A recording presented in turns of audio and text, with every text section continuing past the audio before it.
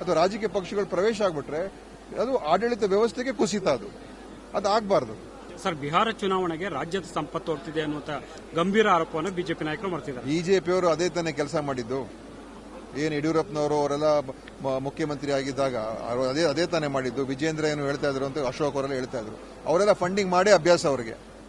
ಅವ್ರ ಹಣದ ರಾಜಕಾರಣವನ್ನ ಅತಿ ಹೆಚ್ಚು ಮಾಡಿರ್ತಕ್ಕಂಥದ್ದೇ ಭಾರತೀಯ ಜನತಾ ಪಾರ್ಟಿ. ಅವ್ರು ಬಂದು ಇವತ್ತು ನಮ್ಮ ಮೇಲೆ ಇಂಥ ಎಲ್ಲ ಹೇಳಿಕೆಗಳು, ಇದು ಯಾವುದೇ ಅದಕ್ಕೆ ಒಂದು ಕಿಮ್ಮತ್ತಿಲ್ಲ ಅಂತ ಹೇಳ್ತೀವಿ. ಯಾವುದೇ ಮಹತ್ವ ಕೊಡ್ತಕ್ಕಂಥ ಅವಶ್ಯಕತೆ ಇಲ್ಲ. ನಾವು ಯಾವುದೇ ಆ ಥರದ ಒಂದು ಸನ್ನಿವೇಶ ನಮ್ಮಲ್ಲೇನಿಲ್ಲ.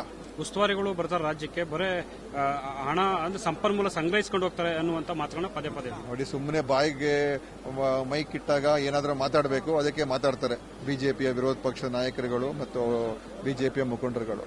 ಅದಕ್ಕೆ ಹೇಳುವಂತೂ ಸುಲಭ. ಇವತ್ತು ಇಡೀ ದೇಶದ ವ್ಯವಸ್ಥೆ ಯಾವ ರೀತಿಯ ಇದೆ ಅಂತ ನಿಮಗೆ ಗೊತ್ತಿದೆ ಅಲ್ವಾ? ರಾಜಕಾರಣ ಇವತ್ತು ಯಾವ ರೀತಿ ಇದೆ ಅಂತ ನಿಮಗೆ ಗೊತ್ತಿದೆ.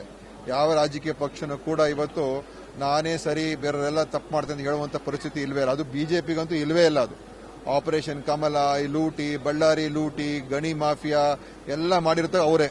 ಸೊ ಅದರಿಂದ ಸುಮ್ಮನೆ ಬಂದು ಇವತ್ತೇನೋ ಅವರೇ ಏನು ಬಹಳ ಸ್ವಚ್ಛವಾಗಿದ್ದೀವಿ, ನಾವು ನಮ್ಮಲ್ಲಿ ಯಾವುದೂ ತಪ್ಪು ಮಾಡಿಲ್ಲ, ನಾವು ಬಹಳ ಏನು ಸತ್ಯ ಹರಿಶ್ಚಂದ್ರರು ಮತ್ತು ನಾವು ₹1 ಭ್ರಷ್ಟಾಚಾರ ಮಾಡಿ ಅಂತ ಹೇಳ್ತಕ್ಕಂಥ ಅವ್ರಿಗೆ ಯಾವುದೇ ರೀತಿಯ ಅವ್ರಿಗೆ ಆ ಸ್ಥಾನವೂ ಕೂಡ ಇಲ್ಲ, ಕೇಳುವಂತ ಹಕ್ಕು ಕೂಡ ಇಲ್ಲ.